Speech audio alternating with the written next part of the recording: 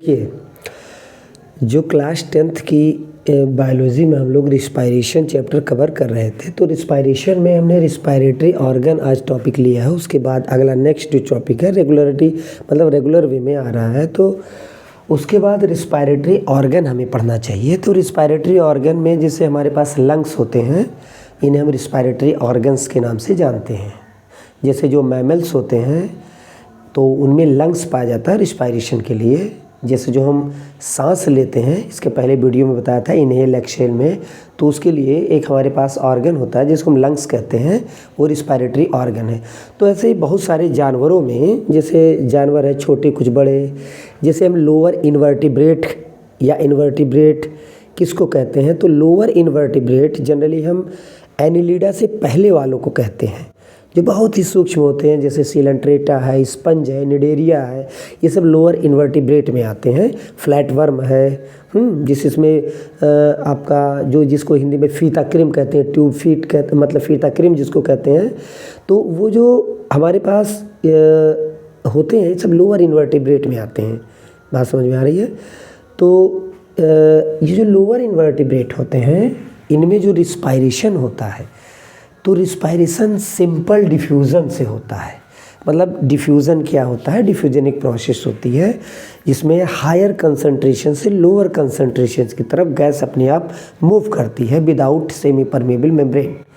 अगर हम जैसे बात करें कि डिफ्यूज़न और ऑस्मोसिस, दो एक टर्म हमारे पास आते हैं, डिफ्यूज़न है, एक ऑस्मोसिस है। तो डिफ्यूज़न और ऑस्मोसिस में डिफरेंस क्या होता है? तो डिफ्यूज़न और ऑस्मोसिस में जो डिफरेंस होता है वो सेमी परमेबल मेम्ब्रेन का होता है, और जनरली कंसंट्रेशन तो हायर टू लोअर दोनों में होता ही है, हायर से लोअर की तरफ चीज़ें फ्लो करती हैं।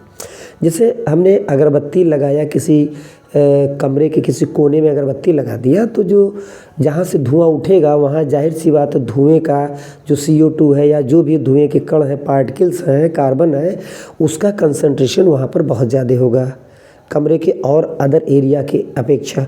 तो वहाँ से क्या होगा, वो धुएँ का कण या कार्बन का कण या पार्टिकल्स का कण कमरे में दूसरी तरफ फ्लो करेगा। लेकिन वहाँ कोई ऐसी मेम्ब्रेन या छन्नी तो लगी नहीं है, ठीक है, जिसके थ्रू होके जाए। तो जब विदाउट छन्नी या सेमी परमेबल मेम्ब्रेन या मेम्ब्रेन के थ्रू जब कोई पार्टिकल अपने हायर कंसंट्रेशन से लोअर कंसंट्रेशन की तरफ आता है, तो उसको हम लोग क्या कहते हैं? सिंपली डिफ्यूज़न कहते हैं, सिंपल डिफ्यूज़न कहते हैं। ठीक, यही चीज़ जब एक मेम्ब्रेन के थ्रू होने लगती है, यानी कि कोई भी मेम्ब्रेन लगाई जाती है जैसे सेमी परमेबल मेम्ब्रेन, तो उसी डिफ्यूज़न को हम लोग ऑस्मोसिस नाम वहाँ पर दे देते हैं। जनरली डिफ्यूज़न का एक टाइप होता है तो ऑस्मोसिस कह देते हैं। बात समझ में आई? तो उसी तरह से जो लोअर इन्वर्टिब्रेट होते हैं, जैसे स्पंज हो गया है, निडेरिया हो गया, ये सब प्लेटफॉर्म, ये जो लोअर इन्वर्टिब्रेट होते हैं, स्पंज वगैरह, सिलेंट्रेटा के मेंबर हो गए, मतलब एनिलिडा से पहले वाले, तो इनके जो एग्जाम्पल होते हैं, यानी जैसे हमने स्पंज का नाम ले लिया, स्पंज, जो स्पंज होते हैं, स्पंज हो गया, सिलेंट्रेट हो गया, है ना, सिलेंट्रेटा का मेंबर हो गए, इन सब में जो रिस्पायरेशन होता है वो सिंपल डिफ्यूज़न से होता है। ठीक, अब देखिए, और जैसे हमारे पास लोअर इन्वर्टिब्रेट के बाद अगर हम बात करें तो अर्थवर्म की, तो जो अर्थवर्म होता है हमारे पास, ये जो अर्थवर्म केचुआ, ठीक है, ये जो फार्मर के फ्रेंड कहलाते हैं, ये वो केचुए हैं। ठीक, जो पेज का केचुआ होता है ये वो नहीं है। पेज का केचुआ तो एस्केरिस लम्ब्रिक्वाइडिस है। एस्केरिस होता है जो पेटों में पाया जाता है, हमारे स्टमक के अंदर जो रहता है, और काफ़ी दिक्कतें पैदा करता है, इंटेस्टाइन को चोक कर देता है, स्टमक में से इंटेस्टाइन को चोक कर देता है जनरली। वो हमारे पास जो केचुआ होता है उसको हम एस्केरिस लम्ब्रिक्वाइडिस कहते हैं। वो निमेटोड वगैरह होते हैं, तो ये वो नहीं है, ये एनिलिडा का मेंबर है। अर्थवर्म जो फार्मर का फ्रेंड होता है, जो ज़मीनों में देखा होगा बरसात में निकलते हैं और वो चलते रहते हैं। ठीक, तो इसके अंदर रिस्पायरेशन, उसकी जो स्किन होती है, नम स्किन, मॉइस्ट स्किन, उसके थ्रू इसमें रिस्पायरेशन होता है केचुए में। तो मॉइस्ट क्यूटिकल के द्वारा इसको टर्म दिया जाता है केचुए के केस में, मॉइस्ट क्यूटिकल दिया जाता है। बहुत सारी चीज़ें हम आगे टर्मिनोलॉजी को सीखेंगे कि ये क्यों इसको यही कहा गया है ना, क्यूटिकल क्यों कहा गया। ठीक, तो मॉइस्ट क्यूटिकल के द्वारा अर्थवर्म में रिस्पायरेशन होता है। ठीक है, मतलब रिस्पायरेटरी ऑर्गन के रूप में ये क्यूटिकल है। अब देखिए अगली चीज़ आती है थर्ड नंबर पे, ट्रैकियल ट्यूब्स। एक ट्यूब लाइक होता है, साइफन लाइक एक ट्यूब, पतली पतली नली के, मतलब पतली नली के जैसा, मतलब छिद्र होता है उसकी स्किन के अंदर। वो किस में होता है? इंसेक्टा में। जैसे इन्वायरमेंट से डायरेक्ट उसके सेल एक नली के द्वारा कनेक्ट होते हैं, ठीक। जैसे हम लोग पहले सांस लेते हैं, लंग्स में जाता है, लंग्स से पूरे ब्लड के थ्रू सारे सेल्स में जाता है, ऐसा नहीं होता। वहाँ पर इंसेक्टा के केस में क्या होता है, जो उसका सर्कुलेटरी फ्लूइड है, जिसे ब्लड जिसको हम कहते हैं, तो अगर हम इनमें ब्लड नाम दिया जाए, अगर हम ब्लड बोल देते हैं सर्कुलेटरी फ्लूइड को, तो जो इंसेक्टा है जैसे कॉकरोच वगैरह में, इसमें क्या होता है कि वो जो ब्लड होता है या सर्कुलेटरी फ्लूइड जो होता है वो रिस्पायरेटरी गैस को ट्रांसपोर्ट नहीं करता, वो कोई हेल्प नहीं करता ट्रांसपोर्टेशन में। सब लिखा हुआ है, इसको नोट कर लीजिएगा।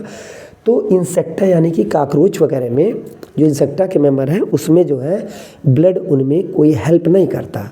समझ में बात आ रही है? तो इसमें ब्लड हेल्प नहीं करता है रिस्पायरेटरी गैस के ट्रांसपोर्ट में, तो सीधा इन्वायरमेंट से एक नली आती है अंदर तक, शरीर की बॉडी के अंदर तक, उसको हम कहते हैं ट्रैकियल ट्यूब। तो सीधा हवा उसी ट्यूब के थ्रू अंदर सेल में चला आता है।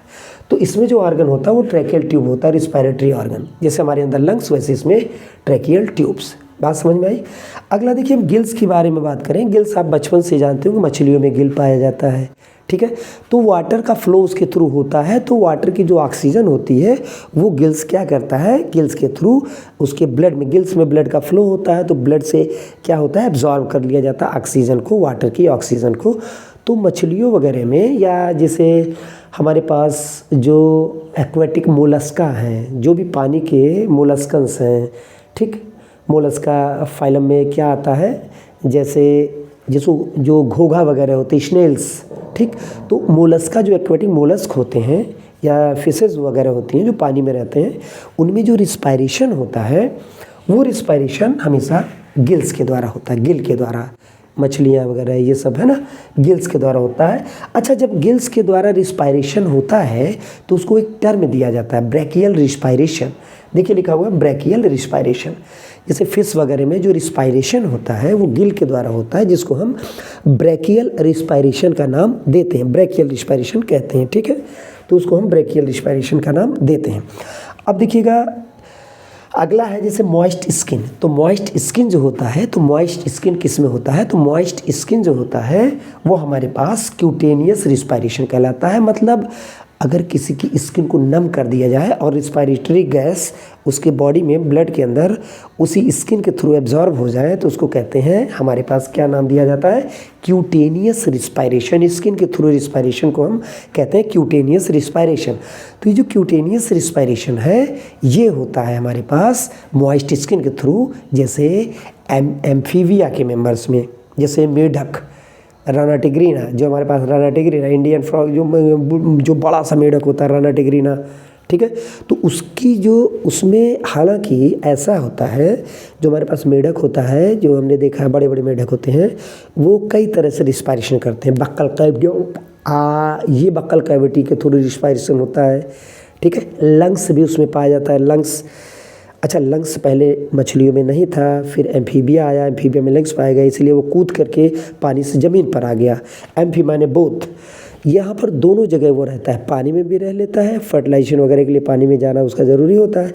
उसके बाद क्या होता है, ये ज़मीन पर कूद के आ जाता है, ठीक है, क्योंकि उसके पास लंग्स पाए जाते हैं, रिस्पायरेशन वो कर पाता है, तो ज़मीन पर कूद के आ जाता है।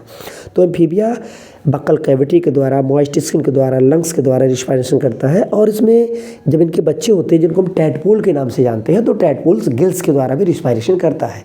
मतलब टैडपोल्स गिल्स से ही करता है रिस्पायरेशन, ठीक है। मेटामॉर्फोसिस पाई जाती है, मछलियों जैसा पहले दिखता है, फिर बाद में ये बड़े फ्रॉग जैसा हो जाता है। इस पूरी प्रोसेस को मेटामॉर्फोसिस कहते हैं। बात समझ में आ रही है? अब देखिए जो मेढक होता है हमारे पास, तो मेढक में मॉइस्ट स्किन के थ्रू रिस्पायरेशन होता है, ठीक है, जिसको हम क्यूटेनियस रिस्पायरेशन कहते हैं, ठीक, क्यूटेनियस रिस्पायरेशन कहते हैं। अब एम्फीबिया में, एम्फीबिया जब हमारे पास मेढक क्या होता है, पानी में रहता है। जब मेढक पानी में रहता है तो वो लंग्स से रिस्पायरेशन नहीं करता, वो स्किन के थ्रू रिस्पायरेशन करता है। स्किन से ऑक्सीजन एब्जॉर्ब कर ली जाती है, ठीक। तो स्किन के थ्रू वो रिस्पायरेशन करता है। कब करता है वो, जब वो पानी में रहता है। लेकिन जब वो ज़मीन पर रहता है तो वो स्किन से तो करता ही करता है, ठीक, लंग्स से भी करता है और बक्कल कैविटी से भी करता है। लेकिन एक चीज़ हम आपको बताना चाह रहे हैं कि देखिए, मेढक जब सुसुप्तावस्था यानी कि हाइबरनेशन या एस्टिवेशन में जब वो ज़मीन के अंदर घुस जाता है कीचड़ में, ठीक, तो वो केवल स्किन के थ्रू रिस्पायरेशन करता है। अब ये एस्टिवेशन हाइबरनेशन क्या होता है तो उसको समझिएगा। एस्टिवेशन का मतलब होता है कि जब बहुत गर्मी पड़ती है, क्योंकि आप जानते हैं कि एम्फीबिया वगैरह कोल्ड ब्लडेड एनिमल है। कोल्ड ब्लडेड एनिमल होने का क्या मतलब है? कोल्ड ब्लडेड एनिमल होने का ये मतलब है, ऐसा नहीं कि उनका खून ठंडा होता है, हम लोग वार्म ब्लडेड है तो हमारा खून गर्म होता है, ऐसा नहीं है। इन्वायरमेंट के हिसाब से उनकी बॉडी का टेम्परेचर डिसाइड होता है, ठीक। जैसे इन्वायरमेंट का अगर इन्वायरमेंट का टेम्परेचर कम हो गया तो उनकी पूरे शरीर का टेम्परेचर कम हो जाता है। अगर इन्वायरमेंट का टेम्परेचर बढ़ा तो उनके पूरे शरीर का टेम्परेचर क्या होता है? बढ़ जाता है। अब देखिए, उनके जो पूरे शरीर का टेम्परेचर है वो इन्वायरमेंट पे डिपेंड करता है। तो इन्वायरमेंट के टेम्परेचर के घटने बढ़ने से उनके बॉडी का टेम्परेचर घटता बढ़ता है।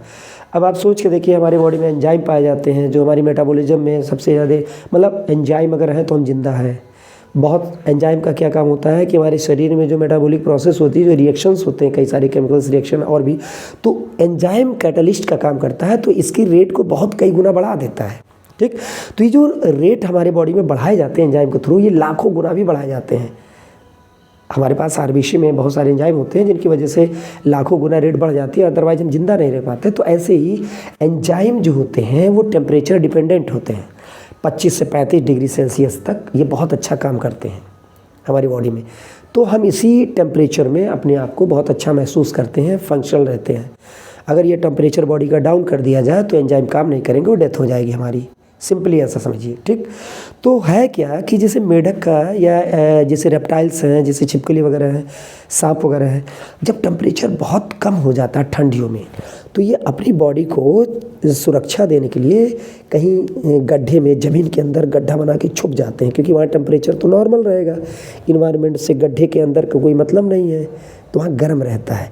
तो ये बहुत सालों, मतलब बहुत महीनों तक, कई दिनों तक, महीनों तक ये गड्ढे में छुपे रहते हैं। ठंडियों में गड्ढे के अंदर घुस जाते हैं और जब वो निकलते हैं बारिश में, आपने देखा हो तो पीले पीले मेढक के रूप में निकलते हैं, क्योंकि 3-4 महीने से, ठंडियों से 2.5-3-4 महीने से वो अंदर गड्ढे में छुपे हुए हैं, कई फीट नीचे चले जाते हैं।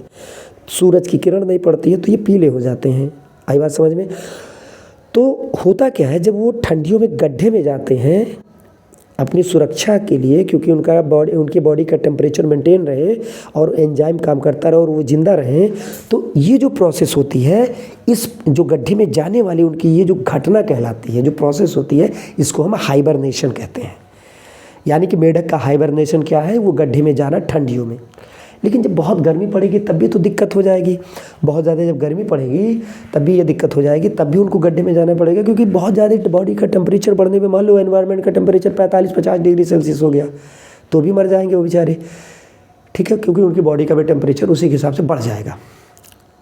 तो भी वो गड्ढे में जाते हैं क्योंकि वहाँ का टेम्परेचर डाउन रहेगा। तो इस जो गर्मियों में गड्ढे में जाते हैं, इसको हम एस्टिवेशन के नाम से जानते हैं। तो 2 टर्म है हमारे पास, एक होता है हाइबरनेशन, एक होता है हाइबरनेशन, ठीक है, और दूसरा होता है एस्टिवेशन होता है। तो हाइबरनेशन जब मतलब जब क्लाइमेट कैसा होता है, कोल्ड, जब गड्ढे के अंदर जाते हैं छुपने के लिए, उसको कहते हैं हाइबरनेशन। और जब ये वार्म, जब खूब काफ़ी गर्म होता है जब एनवायरनमेंट, तब वो जब गड्ढे में छुपने के लिए जाते हैं, उसको कहते हैं एस्टिवेशन, ठीक। तो जब ये हाइबरनेशन और एस्टिवेशन की कंडीशन में होते हैं मेढक, तो मेढक हमेशा स्किन के थ्रू ही रिस्पायरेशन करते हैं, ना तो बक्कल कैविटी से करते हैं, ना तो लंग्स से करते हैं, ठीक, और ना ही वो स्किन के थ्रू, मतलब ये बक्कल कैविटी और लंग्स से नहीं करते। किससे? ना वो गिल से करते हैं, वो किससे करते हैं? स्किन से करते हैं। टैडपोल लार्वा हमेशा गिल से करता है। तो ये जितना भी बायोलॉजी में हम 12th तक में रिस्पायरेटरी ऑर्गन पढ़ेंगे, तो वो सारा रिस्पायरेटरी ऑर्गन इन जनरल हमने आपको 10th क्लास में ही बता दिया। आपको इतना याद रखना ही रखना चाहिए, ठीक। इसको अगर आप याद रखेंगे तो आप 11th में 4 महीने बाद जब 11th में जाते हैं तो आपको बहुत फ़ायदा मिलता है। आई बात समझ में? तो ये एक बार समराइज कर देते हैं। सिंपल डिफ्यूजन लोअर इन्वर्टिब्रेट में होता है, जैसे स्पंज और सिलेंट्रेट वगैरह में, ठीक। मॉइस्ट क्यूटिकल के द्वारा अर्थवर्म में होता है रिस्पायरेशन, जो केचुआ होता है हमारे पास। ट्रैकियल ट्यूब के द्वारा इंसेक्टा में होता है। इंसेक्टा में लिखा हुआ है कि blood not help in the transportation of gas, मतलब वो गैस को ले जाने में, जैसे हमारे लंग्स जो होता है, ये क्या कहते हैं, ब्लड, हमारा जो ब्लड होता है हमारे लंग्स से ऑक्सीजन को खींच करके, मतलब डिफ्यूज हमारे ब्लड में ऑक्सीजन एल्वियोलाई के थ्रू हमारे ब्लड की जो कैपिलरी होती है उसमें चला जाता है ऑक्सीजन डिफ्यूजन मेथड से, और फिर वो पूरे सेल तक पहुंचा दिया जाता है। ऐसा क्या इंसेक्टा में ऐसा ब्लड नहीं करता, ब्लड ये काम नहीं करता, ठीक। हालांकि उसमें सर्कुलेटरी फ्लूइड के नाम से होता है, उसको हम ब्लड बोल रहे हैं। देखिए गिल्स क्या होता है, गिल्स जब गिल्स के थ्रू रिस्पायरेशन होता है तो उसको हम कहते हैं ब्रैकियल रिस्पायरेशन, और जब मॉइस्ट स्किन के थ्रू होता है तो क्यूटेनियस रिस्पायरेशन कहते हैं। और जब ये गिल से होता है वो फिशेज में होता है, या जैसे मोलस्क का भी बताया हमने, एक्वेटिक मोलस्क वगैरह में जो भी पानी में रहते हैं उनमें होता है गिल्स के थ्रू। और गिल्स के थ्रू टैडपोल में भी होता है, टैडपोल में भी गिल्स के थ्रू ही होता है। तो यहाँ पर अगर हम लिख दें फ्रॉग का जो टैडपोल होता है, तो टैडपोल भी हमारे पास करता है इसी से। मॉइस्ट स्किन क्यूटेनियस रिस्पायरेशन कहलाती है, और ये होता है एम्फीबिया में इन जनरल। तो इतनी चीज़ें आप रिस्पायरेटरी ऑर्गन के नाम से जानते, मतलब रिस्पायरेटरी ऑर्गन में इतना चीज़ें आप तैयार होकर के रखिए, और बाकी चीज़ें नेक्स्ट, इसके बाद जो नेक्स्ट टॉपिक आएगा वो हम से जो इसके बाद जो नेक्स्ट हमारा टॉपिक आता है उसको हम आपको बताते हैं। तब तक इसको आप रिवाइज करिए। Thank you very much.